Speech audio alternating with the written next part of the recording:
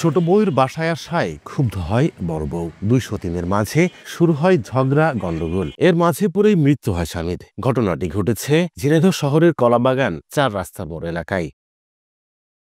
স্থানীয়রা জানায়, ইসলামী বিশ্ববিদ্যালয়ের ব্যবস্থাপনা বিভাগের শাখা কর্মকর্তা আব্দুল জব্বার বড় স্ত্রী মিষ্টি খাতুনকে নিয়ে শহরের আরাবপুরে বসবাস করতেন। করোনাকালীন সময়ে সাথী নামের এক স্কুল শিক্ষককে বিয়ে করেন তিনি।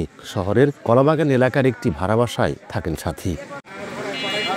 15 ডিসেম্বর রাতে ছোট বউয়ের বাসায় আসেন আব্দুল জব্বার। এতে ক্ষুব্ধ হয়ে পরের দিন 16 ডিসেম্বর সকালে ছোট বউয়ের বাসায় চলে আসেন বড় বউ। সকাল থেকে দুজনের মাঝে শুরু হয় ঝগড়া বিবাদ। প্রিয়তম দুই স্ত্রীর ঝগড়াঝাটির মাঝে পড়ে অসুস্থ হয়ে পড়েন স্বামী আব্দুল জব্বার। তাকে উদ্ধার করে সদর হাসপাতালে নিয়ে গেলে মৃত ঘোষণা করেন চিকিৎসক। আব্দুল জব্বরের মৃত্যু হলে দুই স্ত্রীকে আটক করে রাখেন এলাকাবাসী। পরে তাদের উদ্ধার করে থানায় নিয়ে যায় পুলিশ। আঘাতজনিত কারণ নাকি স্ট্রোকে মৃত্যু, তার সঠিক তদন্তের দাবি স্বজনদের। মৃত্যুর সঠিক কারণ নির্ণয় করে সে যদি আঘাতজনিত কারণে মারা যায়, তাহলে যারা এই ঘটনার সঙ্গে জড়িত তাদের আইনের আওতায় নিয়ে এসে সুষ্ঠু বিচার হোক। ময়নাতদন্তের পর ব্যবস্থা জানালো পুলিশ।